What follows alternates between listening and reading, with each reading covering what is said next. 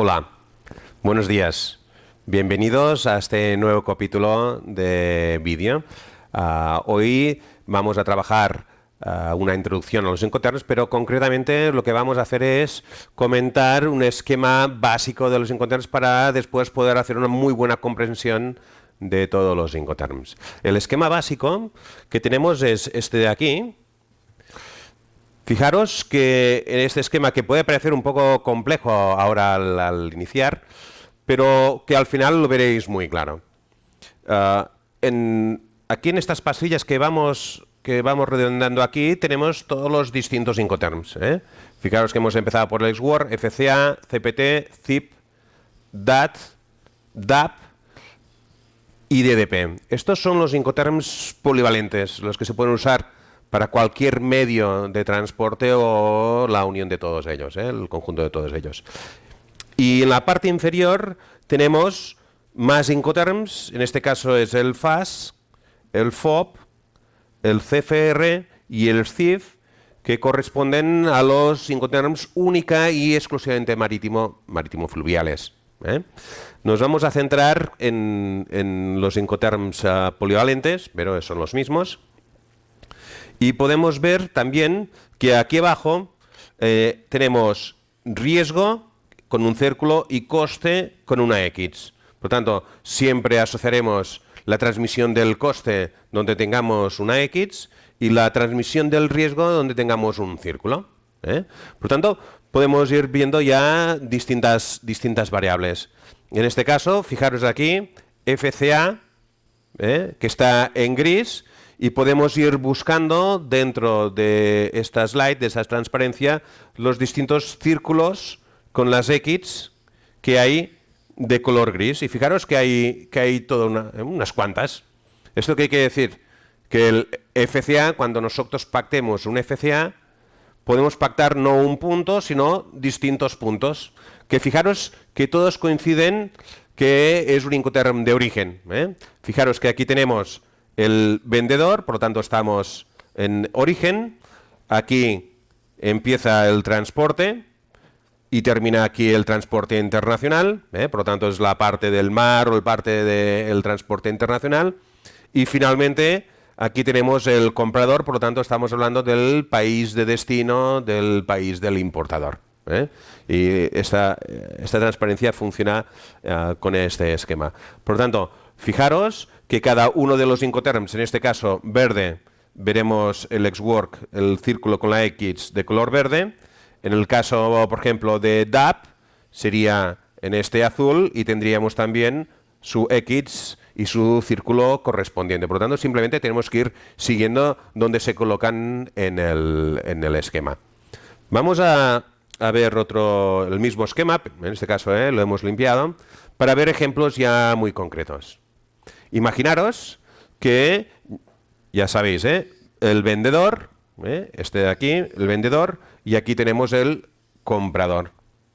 Imaginaos que nosotros llegamos a un acuerdo, una operación de compra-venta internacional, y pactamos en las negociaciones que vamos a utilizar un Incoterm que se llama DAT, que es este de aquí, Deliberate at Terminal, dejar la mercancía en la terminal de contenedores, en este caso del puerto de destino.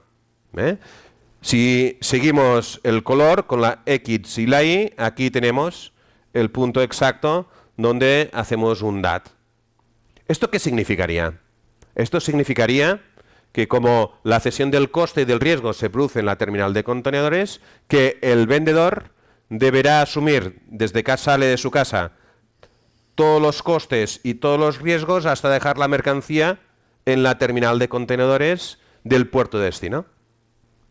Y por lo tanto también el comprador deberá asumir los costes y los riesgos desde la terminal de contenedores hasta que llegue a su casa, a su destino.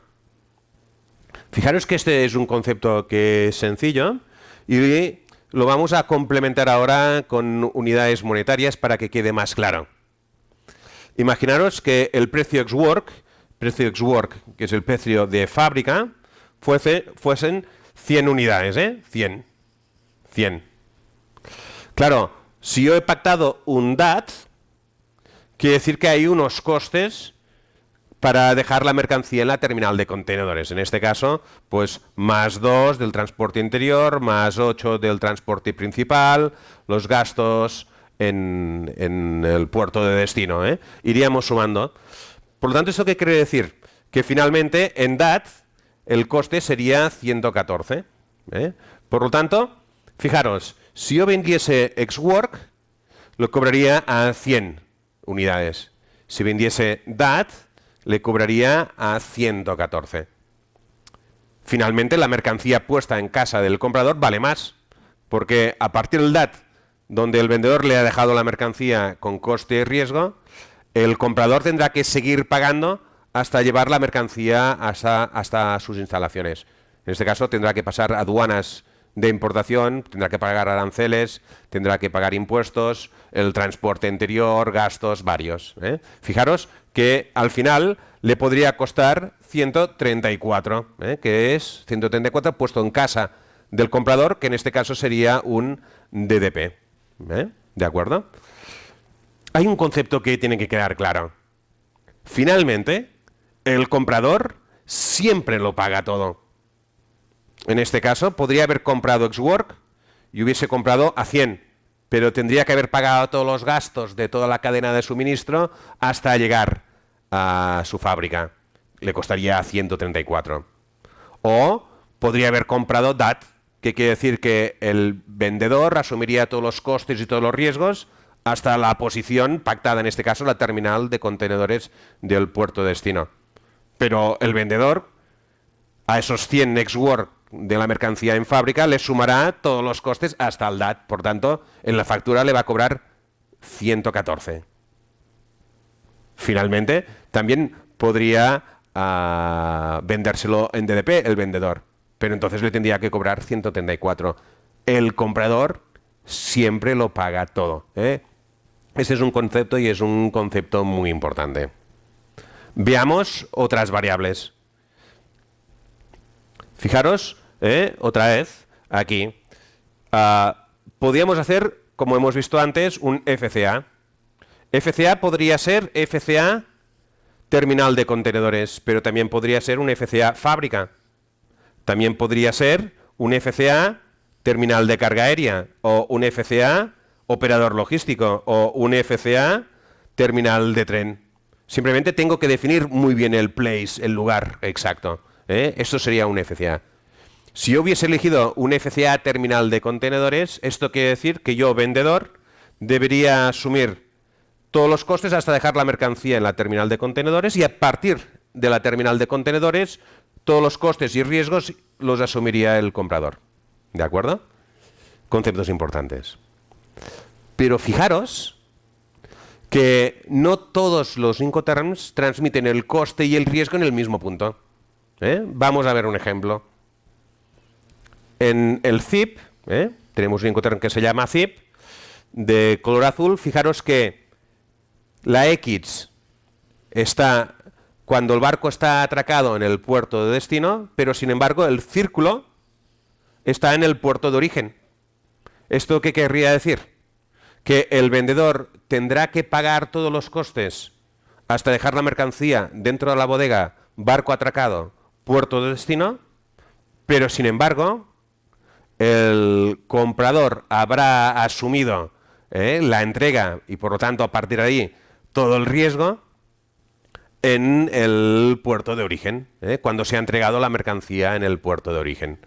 Y esto es muy importante que lo tengamos claro. Algunos Incoterms coinciden coste y riesgo y algunos Incoterms no coinciden en coste y riesgo. Por lo tanto, los tenemos que ir conociendo. Fijaros que en un vídeo anterior hablábamos que la entrega se produce juntamente con el riesgo, no con el coste. Y esto nos dejará muy claro muchas veces dónde se produce la transmisión de la propiedad de mercancía, teniendo en cuenta que esto lo hemos ligado en el contrato de compraventa. ¿De acuerdo? Muy bien. Exactamente lo mismo con los Incoterms marítimos. Vamos a buscar dónde se transmite el coste y el riesgo. De esta forma tendremos un gran conocimiento solo con esta slide de los Incoterms, en este caso Incoterms 2010. Finalmente, os hago esta reflexión importante. La experiencia sin teoría tiene demasiado coste y la teoría sin experiencia tiene mucho riesgo. Espero que os haya gustado este vídeo. Os doy las gracias y nos vemos en el siguiente. Nos vemos.